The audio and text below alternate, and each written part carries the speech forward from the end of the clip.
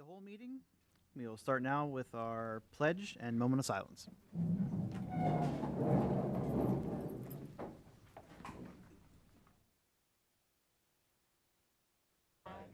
the United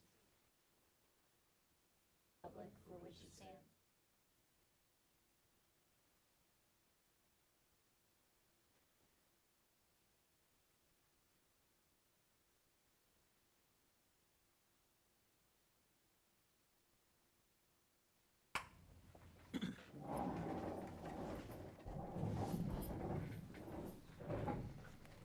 Mrs. Faust, when you're ready, go ahead, roll call. Mr. Brookhart. Dr. Faulkner. Mr. Garman. Here. Dr. Green. Yep. Mr. Gregg. Here. Mr. Hoffman. Mr. Reichard. Here. Mr. Reichard Jr. Here. Mr. Umbriak. Next, item 2, public comment. Presentations tonight, so we'll go to number 4, academic affairs and mental health agenda items, and we'll go to 4.1, end of year data. Okay, excellent. I will turn things over to Mrs. Delgado, who is going to speak to us about data from Danville Primary School today.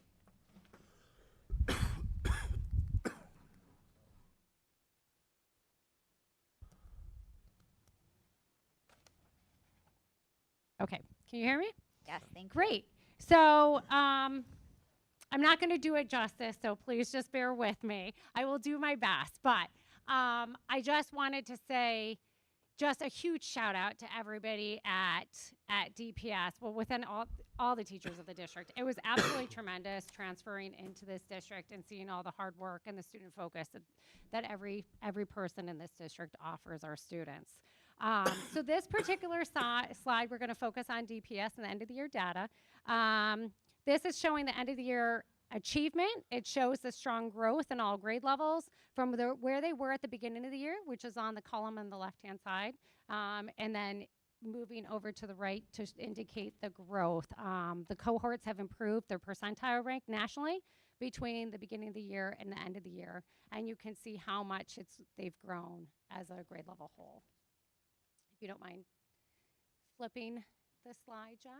So if you remember mid-year, we kind of looked at this slide. We had the beginning of the year data and the mid-year data. We've added the end of the year data here.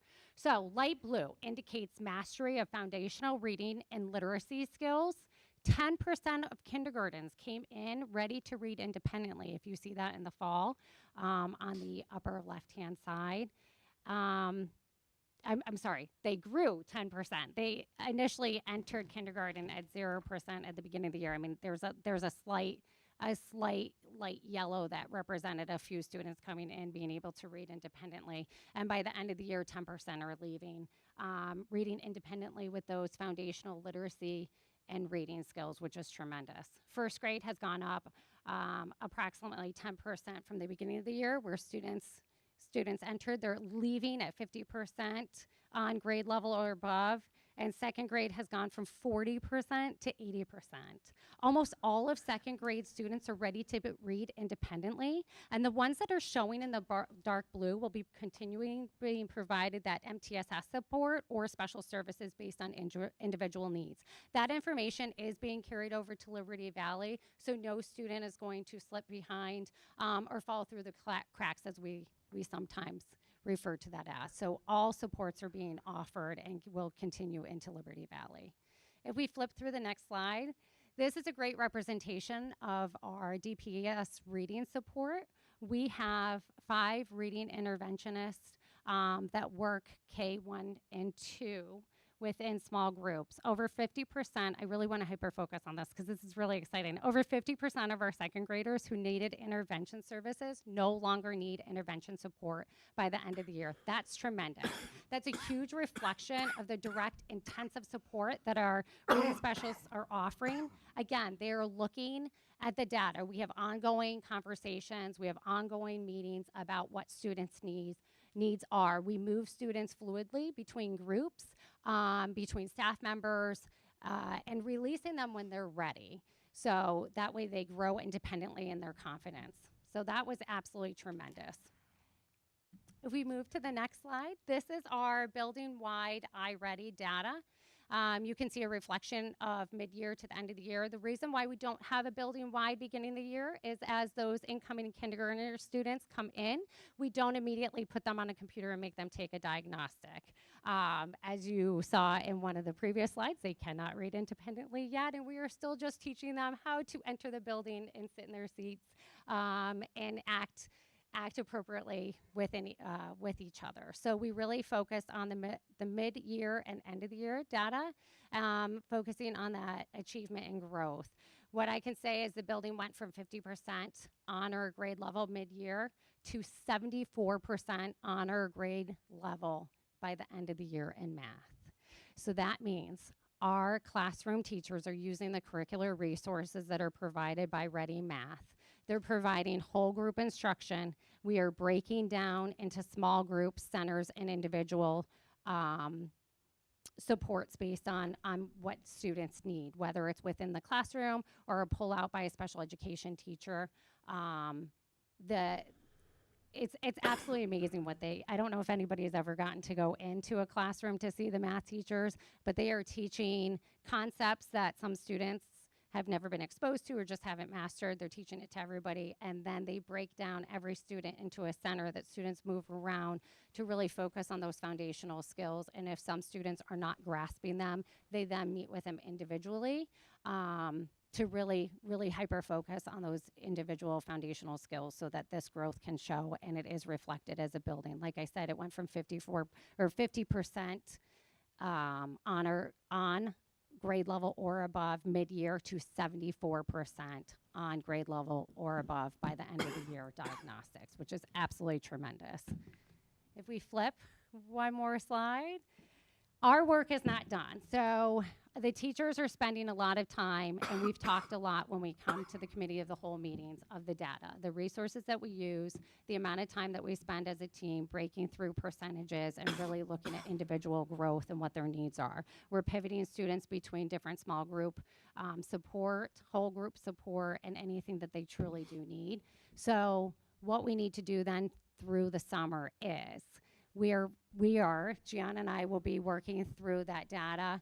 We have gotten information that's been shared by the departments. We're going to use that, and we're going to kind of pause, take a step back, and see what else we can offer students moving forward. We've asked teachers to supply us with data cards from the start of the school year so that we can start building those small groups and interventions, so when they come in the first day of school during the 25-26 school year, we already have supports put in place. We'll continue with those monthly grade level meetings and monthly department meetings to focus on conversations of data and the best practices for individual students. The amount of time and energy that's spent on that is tremendous, because it is not, well, this would just be easier if I taught it this way because I have a classroom of 20 students. It is really, what do each of those 20 students need individually? So the teachers are spending a tremendous amount of time and energy creating lessons that are not only data-driven, instructionally driven, but also entertaining. These are little young learners. So we also have that to consider, that we have to present them in a way that captures their attention and keeps them motivated and wanting to come to school and learn more. We're also going to focus on the data to differentiate instruction for students and ensuring students remain challenged. Utilizing tiered levels of support to support students in that ELA, writing, and math instruction as well. So as Gianna had mentioned before, we started implementing some additional supports within the Danville Primary School, and one of them was writing, and we'd like to continue that through next year as well. So just a huge shout out and thank you to all the teachers for their time and energy that they put into growing our young minds. Thank you, Mrs. Delgado. I'd like to thank Mrs. Earp and Mrs. Delgado for their leadership at DPS. There have been outstanding growth in students in both ELA and math there this year. And I'd like to just shout out our teachers here at DPS. They've done an outstanding job, so thank you. I'll turn it over to Dr. Reiner to take us through Liberty Valley's end of year data. We talk about NWA and how it really focuses on not only current achievement, but how much our students are growing academically. This is a really wonderful test for our teachers to use because it allows them to see where their kids are and tailor their instruction. So as you can see at the beginning of the year, students coming into the grade level were performing, you know, not where we wanted any of our students to really be. But as you see the beginning of the year, middle of the year, end of the year, at the end of the year, we have made an incredible amount of growth in math. So again, huge shout out to our teachers. I had a conversation today with one of our 4th grade math teachers who last year, and I feel like this is a fitting thing to say, but last year I had met with her and asked her to move from 5th grade to 4th grade because of how amazing she was as a 5th grade teacher, and just talking to her about the fact that, you know, we really need to focus on not only the grade level we're in, but the grade levels that are coming up to us, and how powerful it can be to take a teacher who is in one of the higher grade levels at Liberty Valley who is showing success and moving them down so that they can now help our 4th grade and 3rd grade teachers and students, because they know what the kids need to get where they need to be.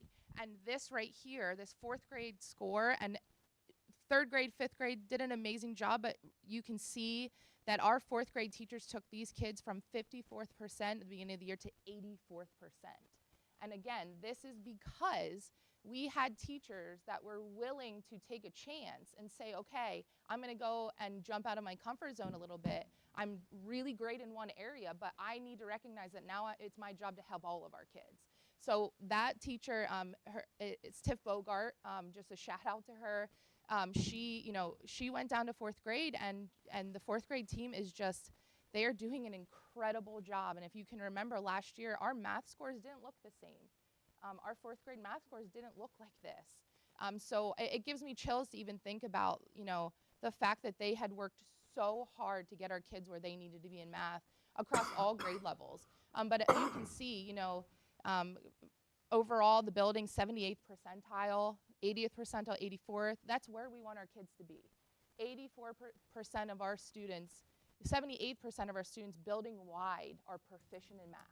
Like, that's a win. That's huge for us. So just like a public thank you to our math teachers at Liberty Valley. We have been meeting constantly. Every week we meet, I meet with leads, and we just talk about what we need. What do we continue to need? What do we do to grow our students? And, you know, in my opinion, they nailed it, and they're gonna continue to nail it. So I'm very happy and impressed, and just glad to, you know, say that we took, you know, some pretty low percentiles in the beginning of the year, and we got our kids where we needed them to be. So just excited about that growth. And I think that when we're kind of giving kudos to our teachers, which is very well earned, it's important to understand what it is they're doing, because we're certainly not crossing our fingers and hoping. They're taking that beginning of the year data when she's talking about meeting in data teams and grade levels, and they're looking how each child individually scored. And then they're grouping students based on common needs and then designing interventions for those needs. So when we say it's tons of hard work, it really is, but it's very purposeful hard work. So it's not accidental that grade 4 maybe wasn't where it needed to be before, and there's been intentional focus there and help for that grade level, and kudos to those teachers who've done an outstanding job, because we can grow kids if we understand what kids' needs are. And we're working really hard to try to understand each kid's individual need. Our ELA data and NVDA maps, you know, we're still, I feel like every time we pull up ELA, you know, this is a really hard area. Math is very much like, you know, this is the concept, you learn the concept. But ELA is one of those things where, you know, Mrs. Delgado kind of alluded to it, 2nd graders are still kind of learning how to read. And we're getting students that are still kind of in that area where they're learning how to read. And ELA is based off of what you know, but it kind of repeats itself. So if you're not a good reader, it's really hard to make you a good reader. And what Dr. Need had said in terms of, like, we're sitting down, we're trying to figure out exactly what every student needs, and we are working our tails off to do this. But it is one of those challenging areas.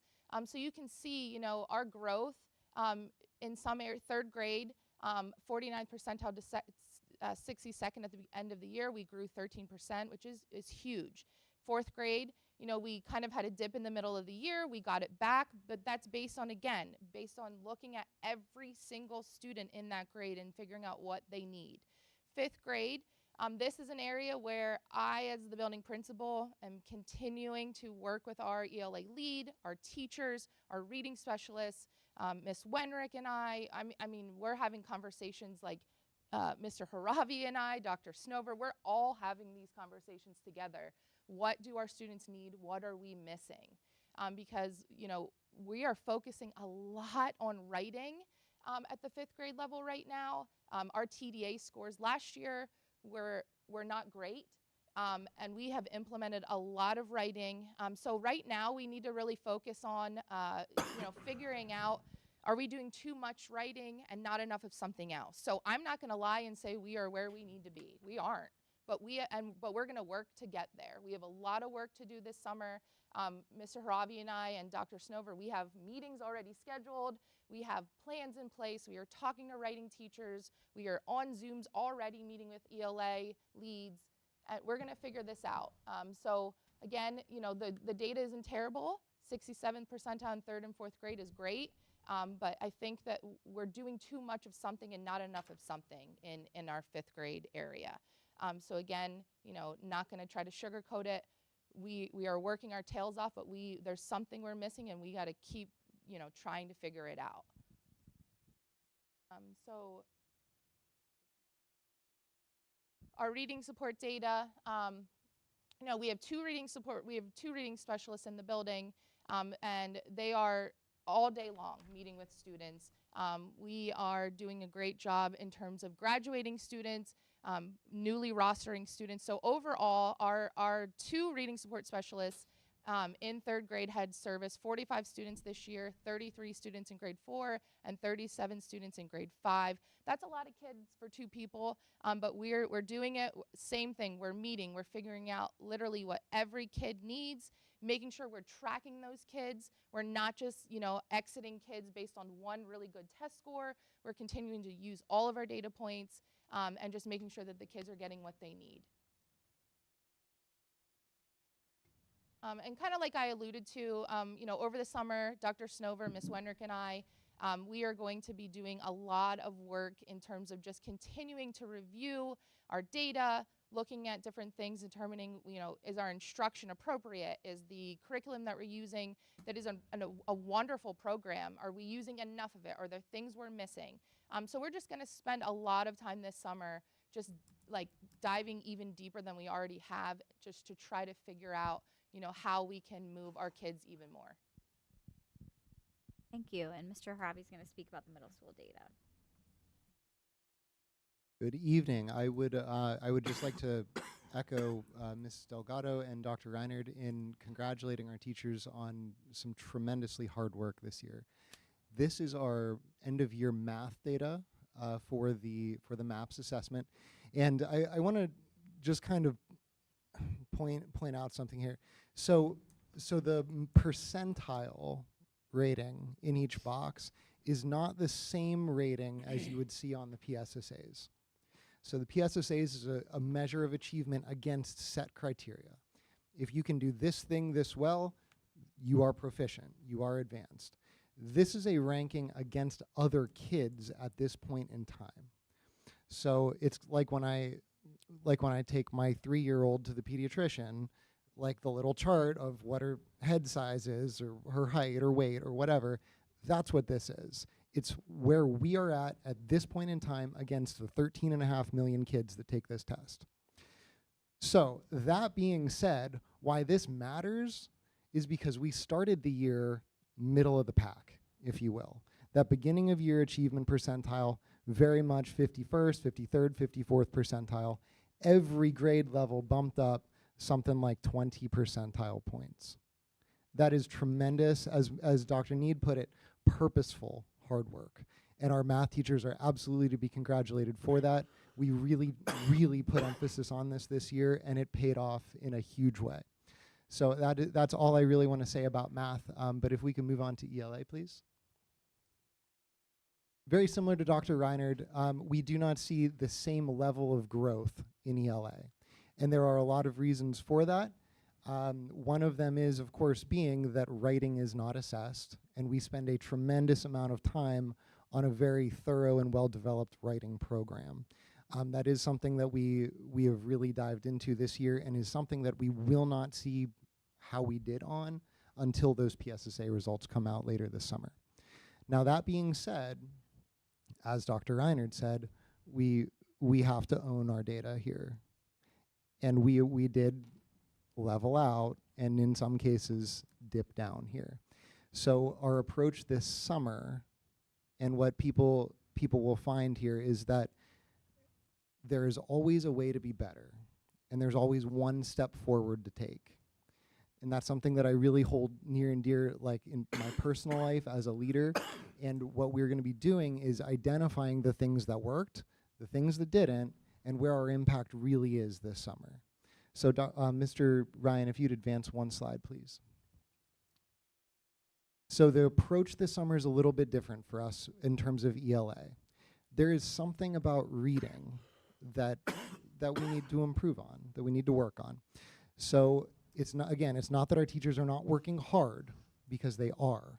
It's a matter of where that effort is being spent and where it could be spent to have a bigger impact. So the first thing we're doing is doing a large-scale analysis of where our wins were this year and what held us back. A couple examples of what that might be are we're reviewing all of the things our kids read this summer. Are the novels we're reading in 7th grade, 8th grade actually challenging for our kids? Are they appropriate for that level, or should that be adjusted to something that's going to be more challenging? Are our strategies for reading comprehension appropriate, challenging, differentiated by kid? That's all stuff that we need to really dive into here this summer. And as Dr. Reinard said, we have a really quite a long list of things to accomplish here this summer in our meetings. This is an ongoing process and a never-ending process. It is an infinite game of improvement. So that's kind of the approach in ELA. In math, we did see a tremendous amount of improvement in scores this year, so the approach is different, and that's appropriate because it is an infinite game. It is something that continues every year. So in math, we are going to be creating some professional development this year based on what we are seeing in instruction this year to better diversify what we're doing in our small groups, providing opportunities for acceleration, for remediation, through differentiation, through small group and individualized opportunities. We are also going to be establishing a school-wide framework for math interventions. We're going to be presenting intervention strategies to teachers, asking teachers to try new things with students. We're going to be tracking whether those things work, whether they don't work, and adjusting as we go to continue building our improvement in math. And that is where we are at the middle school. Thank you, Mr. Haravi, and thank you to Dr. Schnover and Mr. Haravi and Ms. Wenrick for their leadership there, and to all of our middle school teachers. In terms of data for the board, we will start getting end-of-year assessment data back, sneak peeks as early as actually this Friday, but we will in August present a comprehensive data presentation that goes over all of our PSSA scores, our Keystone scores, and our AP scores. So that will be coming in August. Our next item, 4.2 and 4.3, are around plays for the 25-26 school year. The middle school is requesting approval to put on The Wizard of Oz and Game of Tiaras next year. They do share scripts and things with me too. They're school versions, and they're read ahead of time for appropriateness. The high school has come to us. The Brothers Grimm so the musical is SpongeBob, if you recall. That's been approved. The play, The Brothers Grimm Spectacular, was approved in April, and their advisor has come and is requesting a change from Brothers Grimm Spectacular to The Diary of Anne Frank. So on next week's agenda, you'd see approval for Wizard of Oz, Game of Tiaras, and Diary of Anne Frank. Are there any questions on any of the items within academic affairs? All right, that will take us to finance. So I'll turn it over to Mr. Mavis. Thank you, Dr. Need. We're starting off 5.1 with the 25-26 budget approval process. This slide just reviews the timeline that we've operated under in the event that someone's tuning in for the first time. We've had numerous discussions about the budget process, hours of discussion at the board level. It started before I arrived. The administrators were preparing their requisitions. In November, the board passed the Act 1 resolution, whereby they stated that they would not exceed the state set Act 1 index, which was 4%. In January, we began having budget committee meetings. In February, the board had a full review of all anticipated district expenses. March was a review of revenues following Governor Shapiro's budget presentation in February. And then in April, we did a comprehensive review of expenditures and revenues with revenues and expenses balanced at $48,474,910 and supported by tax rates with a local real estate tax of 12.9186 mils, which is the Act 1 index tax raise from last fiscal year. No change in earned income tax or realty transfer tax. On May 7th, the board passed the proposed budget with no changes from the review in the April meeting. The budget, that event was advertised in the Press Enterprise on May 10th, 2025, and the budget's been available for public review in the district office and on the district website. And next week, the budget will be presented for final adoption for the 25-26 school year. You'll have the resolution, in addition to the budget, you'll have the resolution setting tax rates and also the resolution for the Homestead Farmstead Act. And board members, in your folders, those resolutions are available for your review as well. So, are there any questions from the board? If not, Mr. Ryan, if you could go to the next slide. I did just want to highlight on the Homestead Farmstead side of things, we've had some discussion about the way changes at the state level have impacted Danville. On the revenue side, on the Homestead Farmstead exclusion, the state did see a substantial increase in the amount of funds that they're putting towards that real estate tax reduction, and Governor Shapiro's requested increase was approved.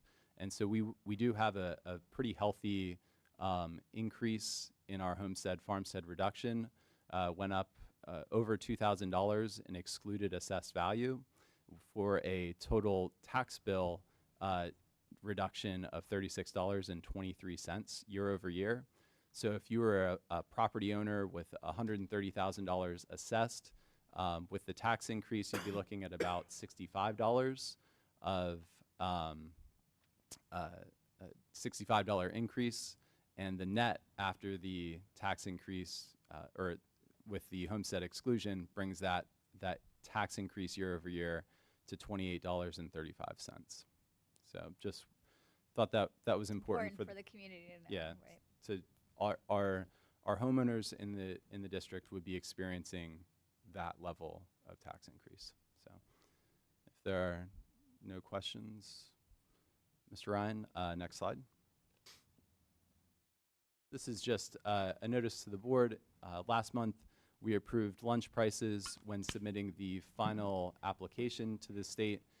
They do have minimum requirements for what you charge your adults should they choose to eat in our cafeteria, and our cafeteria service is fantastic. So it's a way actually to supplement the income of our food service when our teachers and employees eat it in the cafeteria, but the state does set a minimum rate, and that did require an increase year over year from where we are last year. So next year's breakfast prices for adults would be $3, and lunch prices would be $5. There was not an increase in students, No. but we do need to bring the adult increase to the board. Next slide, Mr. Ryan. So this slide is a follow-on to last month's discussion where we did a budget transfer from other line items in the maintenance budget to potentially front load the purchase of vehicles and equipment at the end of this fiscal year, in anticipation that we might be seeing some price increases on this type of equipment over the next several months to year. The vehicles are actually programmed, or the purchase of vehicles is something that is programmed into next year's budget. If we would take action next week to approve the purchase in this fiscal year, we would of course not be purchasing those in next fiscal year. In your packet, board members, there are quotes for the vehicles from Fairway Chevrolet for a box truck that has all the exact specifications that our maintenance department is looking for. It's a fairly unique entity. And also for a work truck that's pre-configured with the utility body and ladder rack that we're looking for. In addition, there are quotes from Wellover & Sons for a Ventrac and a Ferris. And actually, just a few hours ago, I did get an updated email from Wellover & Sons that if they switch from CoStar's pricing to Sourcewell, they're able to knock about $2,000 off that Ventrac price. So I'll have that updated quote for you guys for next week. And I should note the CoStar's pricing, when they cycled over in their update, it went up over $2,000 from earlier in the calendar year. So prices on those are going up. The total expenses for those purchases, if you knock about that $2,000 off, it'll be about $200,000. And the replacement equipment budget after the transfer from May currently has $210,000. So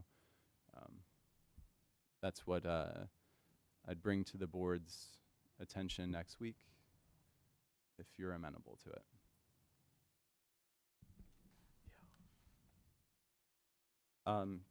Next slide, Mr. Ryan.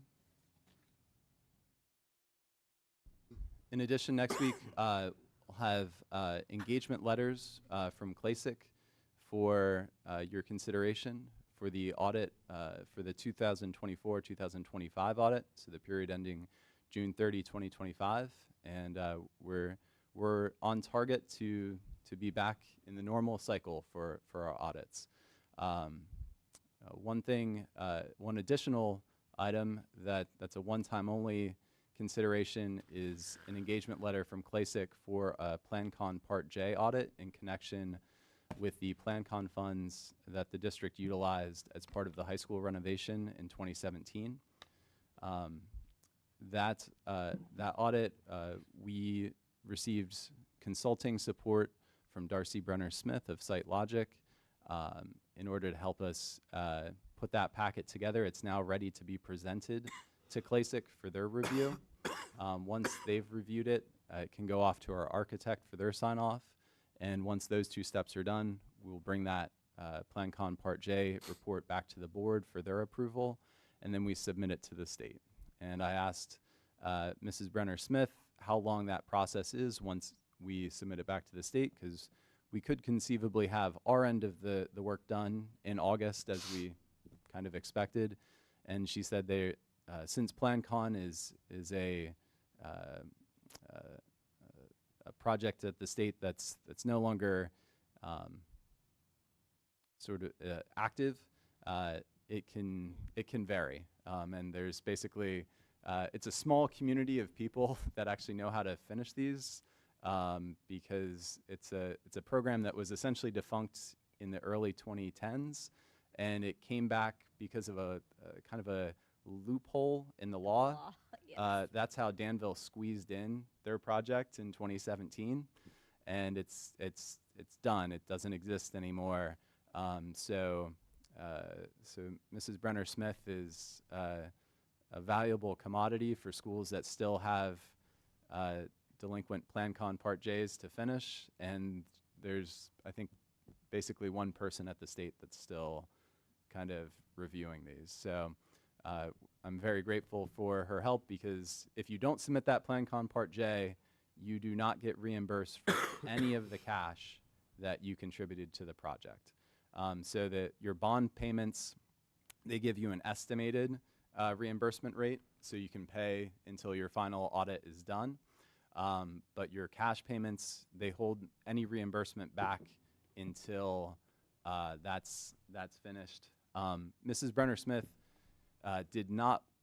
These are not her numbers.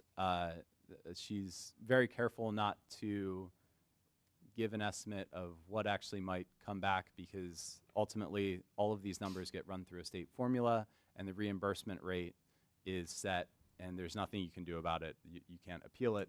What comes back is what comes back. But if we receive the same reimbursement rate, 41.17%, that we received on our 2017 A bond series, that's approximately how much we might expect to come back. But once again, the timeline for when we actually get that back is well outside of our control.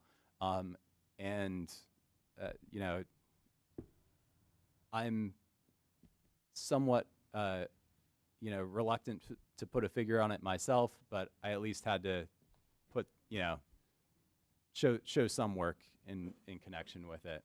That reimbursement rate, like I said, is outside of our control. So, but that's a number that is a potential in the future. But those two audit engagements will be on the agenda for next week. Next slide, Ms. Ryan. In addition, next week will be the normal approval for the business manager to approve budget transfers necessary to close out the fiscal year.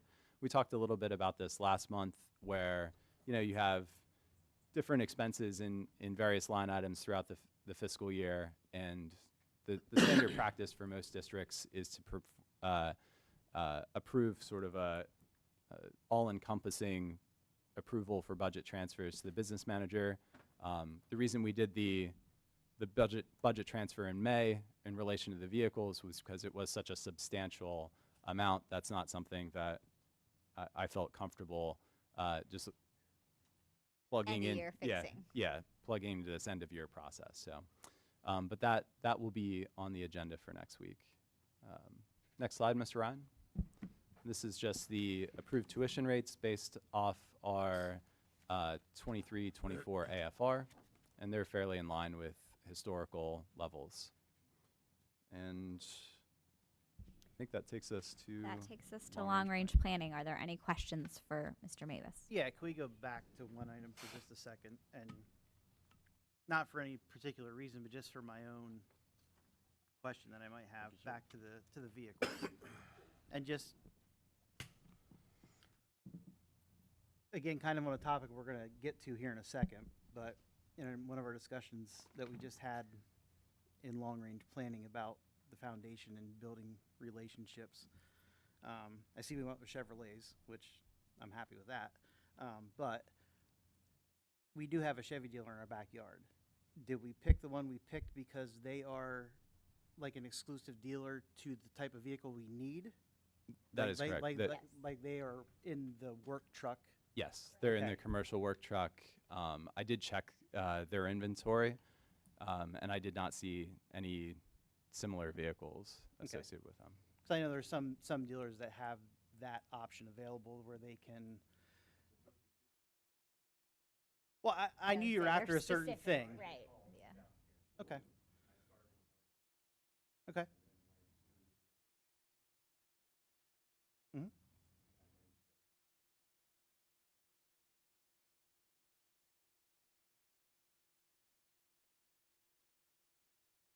Yeah, 7,000 more expensive, but.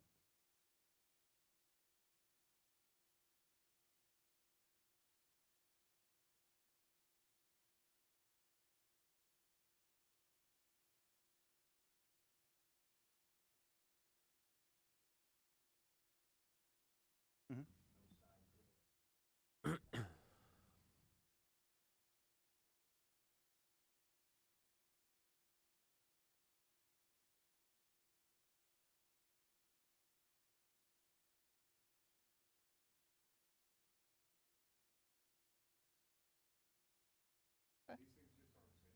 Oh yeah, Yeah. yeah. I know they're unique, and trust me, I know from dealing with I do every day that any kind of work truck or van that even appears at auctions that I'm at usually do a very good price or in any kind of good condition with low mileage on them, just because of the fact they're not around.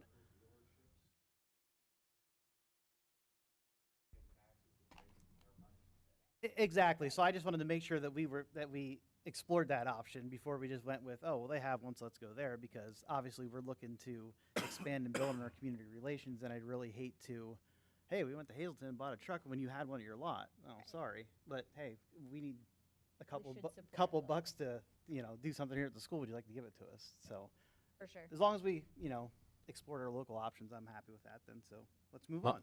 My only question with it, I know the box truck is crazy old. I know that. What was the reason? What's the reasoning for a new, I guess you call it maintenance truck too?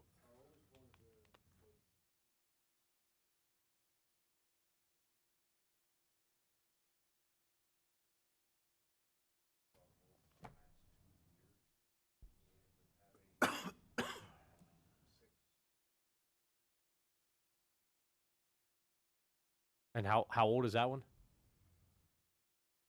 One is due to.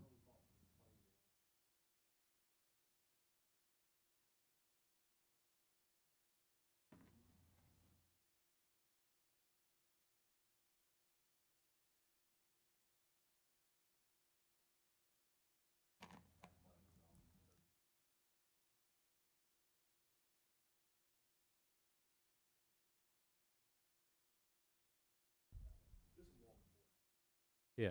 All right. Okay, that takes us to long-range planning. So we just want to share that we did have a long-range planning committee today at 5. So thank you for that to that committee for giving us extra time tonight. Our first item in long-range planning is core sampling, and the board does have a core sampling report. If you recall, we did get core sampling at 3 sites: the fields across from the primary school, Liberty Valley, and the baseball and softball fields. There's obviously further detail within those reports, and a company is going to be very careful what they say can for sure happen until all of the ground would be ripped up, if you will. But certainly confirmation that putting fields in the lot across from the primary school could be an appropriate use of that facility or that location. Liberty Valley could be a place that could handle a building, and essentially baseball and softball fields would require quite a bit of work to be a building. Less work if it was a parking lot, but still some work would be sort of the overall summary there. Certainly, Mr. Mavis, happy for you to add details or just other members. So Mr. Mavis did share a video with us from the company and their explanation in long-range planning. So we got a deeper report in that meeting. I mean, I love the quote in Site 3 that they couldn't find the bottom. Correct. in some places. What did they say at one point, Mr. Mavis? They were down 15 feet 15 And it feet. couldn't and be still going. couldn't. Right. But on the bright side, there wasn't any water. Correct. Correct. Anywhere. Anywhere, Anywhere. yes. Yeah. So it did confirm some things that we knew with the baseball and softball fields. They didn't rule out some solutions, but anything that we do over there would require extra costs that we'd want to see be going directly into buildings or fields rather than foundations. Potential for one of the things that the engineers discussed when I was on the call with them was if you were doing just a flat parking lot, maybe that's a space that could be utilized for that if the fields were moved across the street. But I have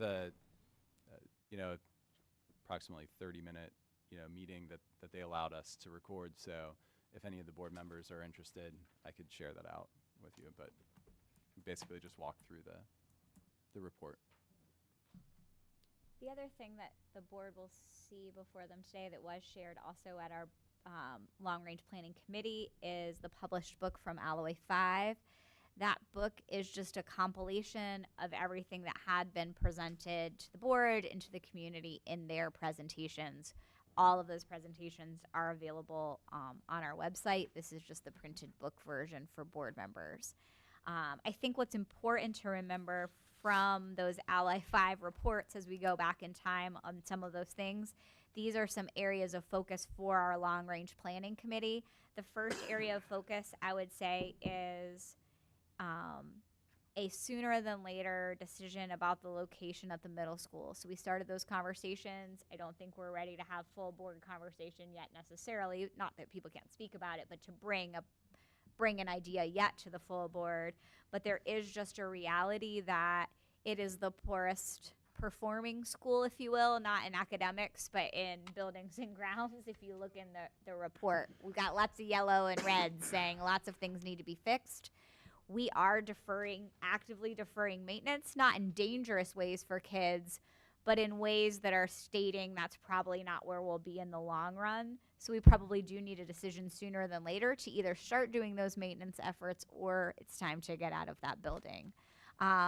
In long range planning, Mr. Gregg mentioned that it would be great if we could find out more information about why we're still considered flood zone when some other regions of Danville are not. Because if that categorization could ever be changed, that could help us either make a different decision about what we want to do with that building or in potential selling of that building, make it a more appealing location to sell to someone else.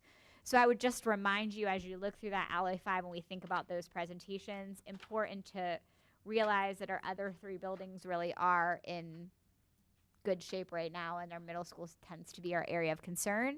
I think the other thing that's important to point out is we were able to explore a lot of ideas that we maybe had as administration and board, people in the community have had, and see some really high price tags. And so sometimes you come up with a ultimate solution that maybe isn't what you want in an ideal world where, you know, it's raining money or something. But I think important to look back at those price tags of like, if we were to make this a campus and things that people in the community care about, but have like $100 million price tags. So just wanted you to see that book, be reminded of those things. This is something that the long range planning committee is actively working towards. What is our plan with the middle school? I also then wanted to share an update about the foundation. Mr. Ryan, if you could actually click on that link. So you're going to see that we have added Ironman Foundation to one of our main drop-down menus on the Danville Area School District homepage. So you see that in the top purple banner. When you click on Ironman Foundation, what you're going to see are those choices. So what we've done is we've shared information about the overview. We will ultimately have our advisory board members listed there. We will ultimately have our agendas listed, our board of directors, our bylaws are already there so people can review the bylaws that the board approved.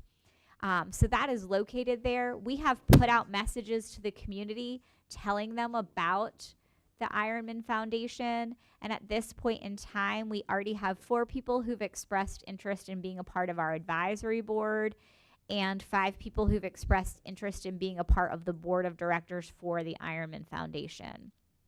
So I'm really excited about that. I've also truly had like countless text and phone calls with other members of the community expressing interest.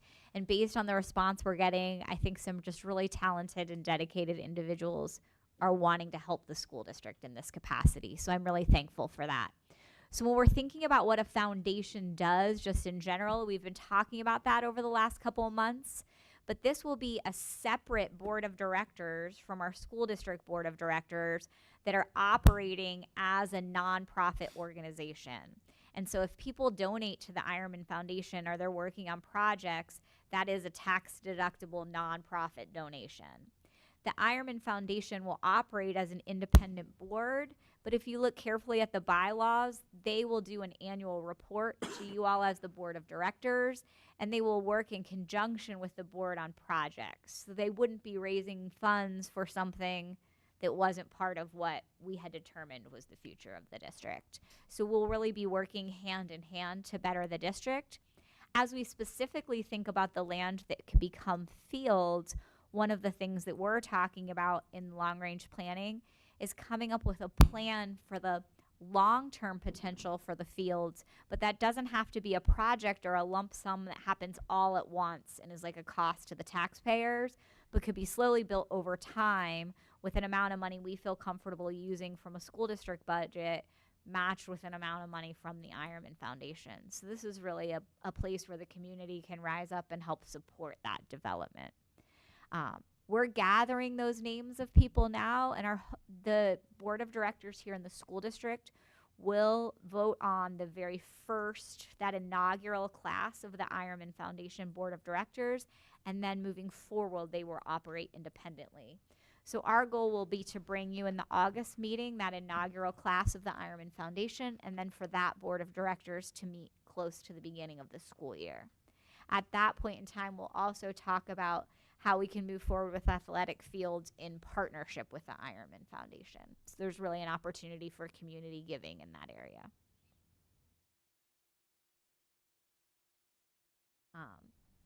Does anybody have any questions? All right, that does take us to athletics and extracurriculars. And if you go to the next thing, I would just like to publicly thank Dr. Gump and Mr. Albertson for their leadership. It's been a lot of work to just move this process along, and it's been a long time coming for the Danville community. And they kind of just picked this up midwinter and have already got us basically across the finish line, so kudos to you both. I would like to thank our Hall of Fame committee. They've really put in tons of time and effort since the winter to now, and that's a really difficult task to take us to this point. And I also just like to thank community members who took the time to fill out our online surveys to nominate people to be in the Hall of Fame. So our actual Hall of Fame members came from like votes, if you will, from the community. So thank you to the community for their involvement. I will turn things over to Dr. Gump to share with us about that. And Dr. Gump, just so you know, that the top is a link to your press release if you need that or want to share the names. Oh, okay. Thank you very much. So Jeff, be ready. All right, we'll show it. Okay. So again, thank you, Dr. Need, for those kind words. I was going to say pretty much the same thing. Thank you to Brian Albertson, and thank you to our committee members to get this over the finish line. We had to meet frequently over the last few months, and it's been an absolute pleasure going through that process and selecting the 15 inaugural class of Hall of Famers. So I'll skip to the middle bullet right now. We will come back to who those 15 individuals are, but just want to again reiterate, the Hall of Fame ceremony has been scheduled for Saturday, September 20th, starting at 4 p.m. in a Danville area Performing Arts Center. And so what we plan on doing is meeting a little bit more and finalizing some of the finer details related to ticket cost, meal, what the meal is going to look like, and so on, and get that shared. We're going to share that out to our Hall of Famers and their families in July, and then the community in early August. So we'll get that out, and we'll have a process for the purchase of tickets and so on at that time. But the big next step, and this is something as board members, if you are interested in being part of this step, by all means, please talk to Dr. Need or myself. But we have to select a vendor and a design for our Hall of Fame. So our goal is to unveil that Hall of Fame or Wall of Fame in our auditorium lobby area in September. And of course, we need board member support through that process. So we are hoping over the next couple of weeks to maybe again meet with vendors. We've done that as a committee, but we believe it's time for some other people in upper administration and also any school board members that are interested in joining to be part of that, because we would like to move forward with that process.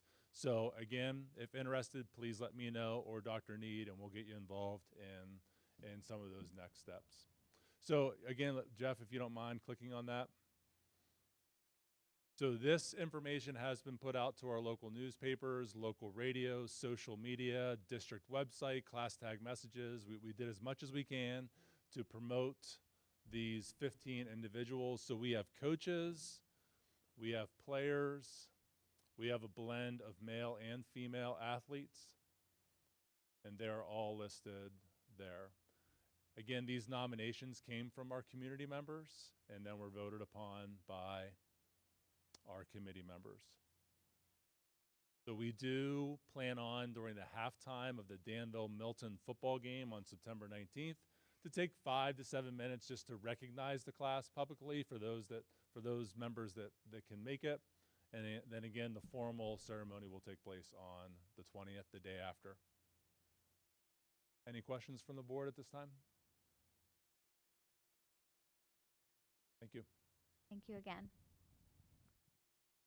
Next item that we have in Athletics and Hall of Fame are some agreements with the Danville Area Community Center. I would like to thank Heather Laba, their executive director, and their board for support of partnership with the school district. I'm just so thankful that so many entities in the Danville area can work so well together. So 3 agreements that are just annual agreements we put. 2 of them we're turning into 3-year agreements because we feel like we can make that longer term commitment.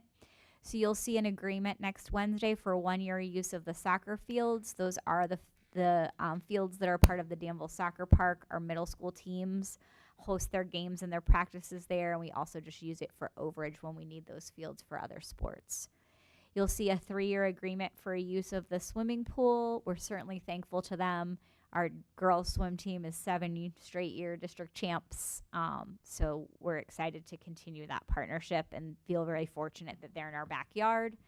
Also really thankful to the community center, and we allow them to host before and after care here, which is just a great partnership. It is a moneymaker for them, which they could use, but it's also beneficial to our families, and children here in Danville can just stay right at school for before and after care. So happy to bring that partnership before you as well. So you'll see those 3 agreements on the board agenda next week. All right, that takes us to general liability insurance. And so I'll turn that to Mr. Mavis.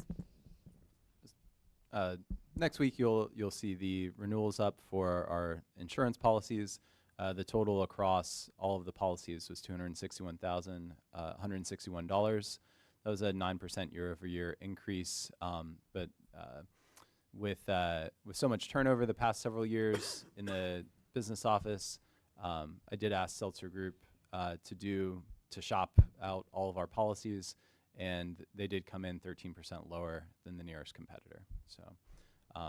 So they're doing their best to keep our costs low. They also push back on Utica when Utica tried to increase the deductible for our property insurance from $10,000 to $25,000. So it will remain at $10,000 next year. Thank you. That takes us to personnel. Personnel tends to get busy at end of year times. One school year ends and we plan for the next one. In terms of positions for approval it says April, that should say June, I don't know. My brain at the end of the year maybe is not working well. But at the June meeting will be the hiring of 3 special education teachers. We had 16 applicants, 11 interviews that were held on May 28th and June 2nd with an interview committee of Ms. Wenrick, Mrs. Delgado, Mr. Haravi, Mr. Varhalik, and myself.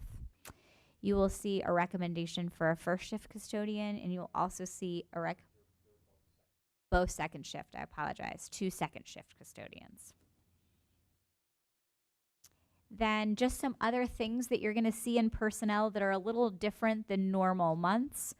You're going to see annual salary adjustments for non-union employees. So folks that are in our unions, like our teachers union and support staff union, their annual increases are built into their contract. We have a handful of employees, mostly in the central admin office, that are not part of a union, so their salaries have to have annual board approval.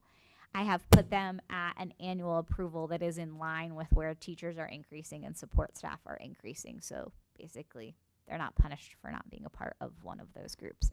So you will see that on the June agenda. You will also see on the June agenda, if you go to the next slide, the approval for building leads. These are people that support to have shared leadership in the buildings when it comes to decisions about school culture, professional development, scheduling. They work to support principals, and the approval of curriculum leads for next year. These are people that are experts in their content area and are working, and they'll end up working closely with Dr. Reinert and also their building principals on refining curriculum maps. So approvals for those two groups of people will be on the June agenda. Then if you go to the next slide, you will also have approval for extracurricular advisors for next year. Those extracurricular advisor positions are at the same rate as they have been in recent years. You will see the same positions that you saw last summer, with the addition of extracurricular positions that got approved throughout the school year. So for example, Fire Club was added later in the school year. That will just be on this list for annual approval now. So this list will look quite similar to what has been approved in the past, but these positions are approved on an annual basis. You go to the next slide. June is also the time that we come if we have any teachers that are recommended for tenure, so have served in the district for 3 years with all successful evaluations. So we have, I believe it's 5 teachers that we'll be recommending to the board for tenure. And then finally, the last item within personnel is I just wanted to share some options with the with the board around school psychology. So the district right now has 1 full-time school psychologist that's an employee of the school district and a member of the teachers union. But we have a caseload for about 1.5 school psychologists. So how we've operated this year is we use that 1 full-time school psychologist, and we've also used a company called Presence who can help us with evaluations. And that has been a good solution to do some sort of outside group rather than hire a half a person, I guess, if you will. So this school year we used the company Presence. They did conduct online evaluations for us as it is a national company. We spent about $63,000 for approximately 60 evaluations. $63,000 does, just for context for the board and the public, definitely less than if we hired another position. When you're thinking about someone's salary, benefits, full package, you'd be talking about over $100,000 investment. So that really is sort of the price of a half of a person, if you will. But our options for this school year would be that we could continue to use Presence. Their rate is approximately the same as it is currently.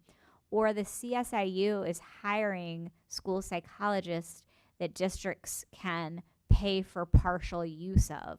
They've realized that here in the region, a lot of districts don't necessarily need several full-time people, but do have a need for overage when it comes to school psychology. The advantage of a CSIU school psychologist would be that it would be a person who actually comes here to the school district that we could be working with. They are charging $600 a day. If we contracted with them for 2 days a week, that could give us approximately 30 to 40 evaluations, so slightly less than we used Presence for, at a rate of about $43,000. If we contracted with the CSIU for 3 days a week, that would give us approximately 50 to 60 evaluations. That would be at a rate of about $64,000, and you can see that that's essentially the same as using Presence, what we did this year, for a total of about $63,000. So those would be our 2 options. I would like to nail down a contract with one of those entities or the other so that we don't somehow lose them both by waiting. But I just wanted to present both options to the board. What's your recommendation, Dr. Lee? My recommendation would be to go with the CSIU just to have that in-person advantage and relationship.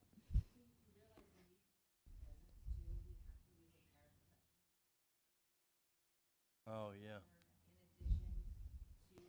Because you have to have someone physically sitting with the Right. student to.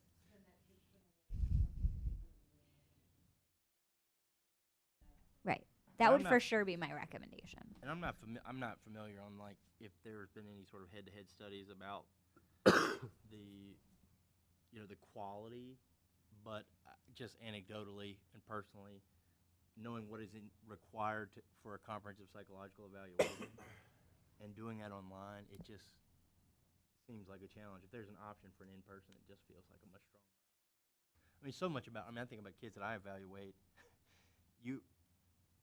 Like a kid with ADHD, how are you going to do a virtual evaluation and get reliable results? I mean, it's just not going to happen unless you're able to manage their behavior somewhat in the room. And there's many other examples like that. Sure. But So that would be my recommendation, and I do think costs, even if it's more, it is kind of barely more, and what you get for that cost feels worth it. So that's who I'd like to contract with, and I'd like to bring that to the board if you all felt comfortable with Do we that. have a generalized agreement that everyone's okay with that instead of using it? Other, you might as well go the better route, and I mean, I think, especially if you're not Yes. figuring into what a better Yeah, it's still time. Right. Okay, well, Ms. Wenrick, I would like to thank her for her work on this, as she's worked with the IU to advocate for Danville being one of the places that they'll consider as they're bringing these people on. So we'll work to turn that into a contract that we can bring to you. And that takes us to board concerns and items for next meeting.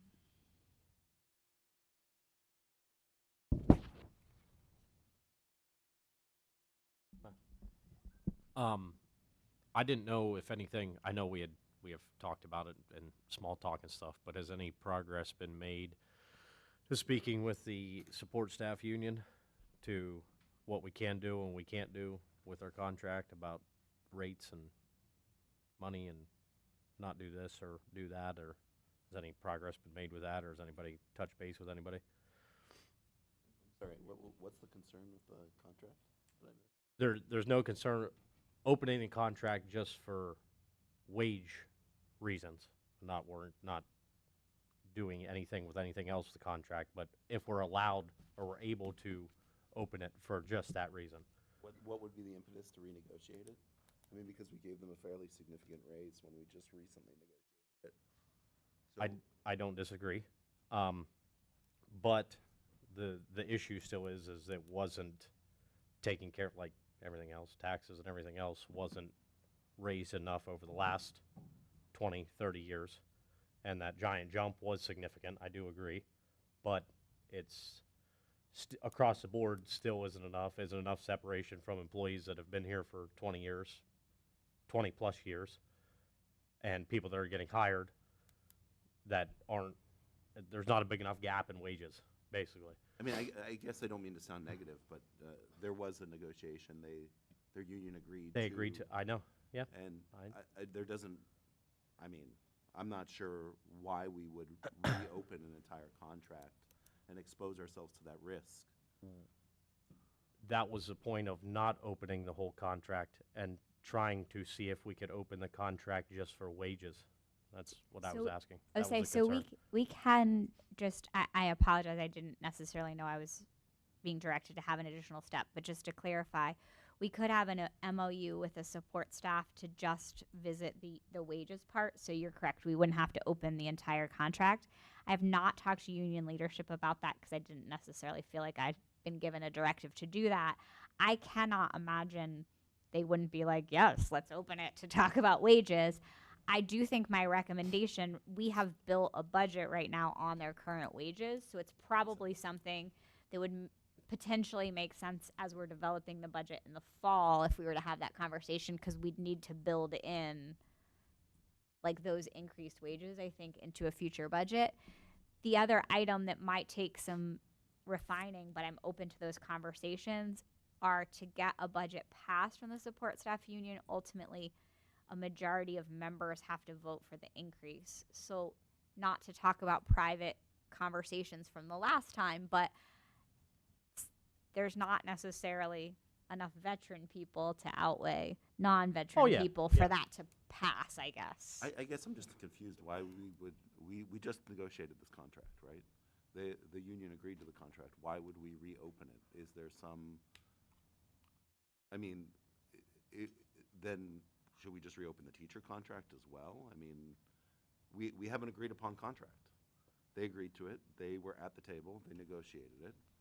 We came to actually a more than fair agreement because with the teacher contract, we asked the teachers to make sacrifices in order to get the raised wages. For the support staff, in order to be fair to them, we did not ask them for any sacrifices. In fact, what we did is we gave them, in some senses, additional benefits by changing their insurance to be more affordable for them. So not only did they get a non-insubstantial raise, they ended up getting insurance benefits that weren't previously available for large swaths of the support staff. So it's completely unclear to me why we would reopen the contract with it having been renegotiated so recently. And it feels like this may be driven by something else. I'm just sort of curious where the impetus would be for the board to consider this as a whole.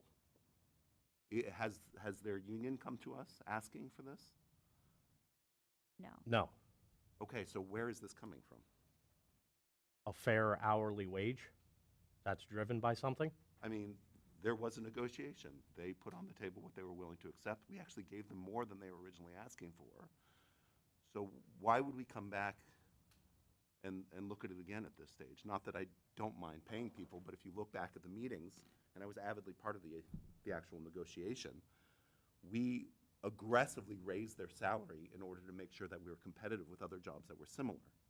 So it doesn't make a lick of sense to come back and look at this contract again and say unless there's some other impetus behind this. So if the union's not coming to us and asking for it, we're not having trouble hiring people for these positions, what is the reason to reopen this? Because you could make the same argument about anyone. I can make the same argument about them and say, hey, you know what, I've decided they're not making enough money, I'm going to reopen it and do that. All right, we're good. Yeah, no, I'm sure. There's no one who's going to say no. But from a responsible perspective, for not only the budgeting for this year, but moving forward, it makes zero sense to do it for one select group this soon after having negotiated a contract fairly and having had the discussion with the union for which they agreed to it, voted on it, and were okay with it. So I don't understand at all why we would even be considering this. I mean, I'm just being honest. I was there at the negotiations. We offered them more than they were asking for, and the school took a hit for it, a budgetary hit, to give everyone a boost. So it seems a little weird to come back and say, so we just took a hit to give them a boost. Let's take another hit, but not do that for anyone else. Anyone else as in who? Teachers, the administration. I mean, it just doesn't make any sense to me at all. No, it So doesn't. I'm still waiting for some justification why we would reopen these negotiations. And $15.30 isn't a livable wage. That's the negotiation. Yeah, but that's a problem that faces all sorts of people with all sorts of skill sets, and I have a great amount of sympathy for them. I mean, I'm that's a aware of reality. The providence of the district is not to, it's to be fiscally responsible. If the union had felt at the time that we were offering an unfair deal, this is what, a year ago? Less than a year ago? Or a little over a year ago? We're at about a year and a half. Yeah, they could have come to the table and asked more and had the negotiation. But we already gave them more than they were asking for at the time.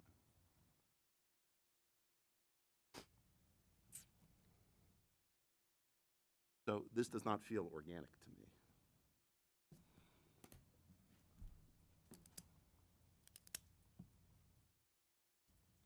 I would name in that negotiation too that we did increase days off in many categories, added a way to take quarter days off so that their days would extend for appointments and things like that, as well as greatly expanded health care. So I'm not necessarily commenting on living wage or not, but just would name that was part of the offerings. Yeah, I mean, quite literally, we asked the teachers to sacrifice to make up the gap for the raises that we were giving the teachers. Because we didn't feel the support staff were in a position to do that, we not only gave them raises, but we provided health care in a situation where previously health care was not affordable or available for large portions of that support staff at a fairly significant cost to the district itself. We also gave them fairly recent wages, recognizing that in the past they had not made sufficient amounts of money. Why do I know that? Because I was there at the negotiations and I was the ones doing the negotiations. So there would have to be, in order to set the precedent of reopening a contract just for the sake of,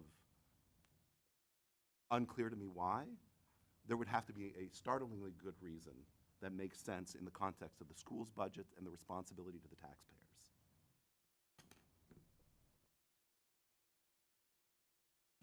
Now, if the board decides to do that, the board is welcome to do that, but that strikes me as fiscally irresponsible. I mean, I guess I can only apologize for not being on the board when those negotiations were made, to not have a voice in that. So I guess I can apologize for that. You don't have to apologize for anything. You can stand or believe anything you want to believe.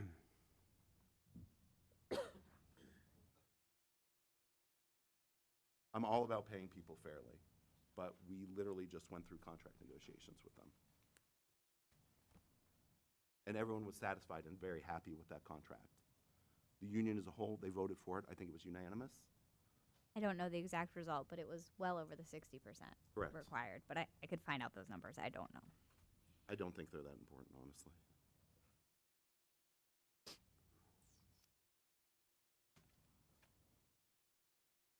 I mean, I submit to the board that this whole, if they want, that this board as a whole wants to reopen us to that risk, the board can do it. I can't stop them. But it seems utterly, doesn't make any sense to me.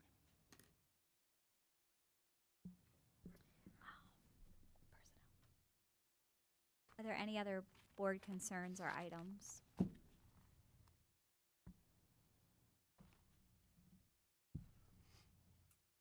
We will be going to executive session for personnel discussion. Everybody else can have a good night, and we'll see you next week. Thank you. Yeah.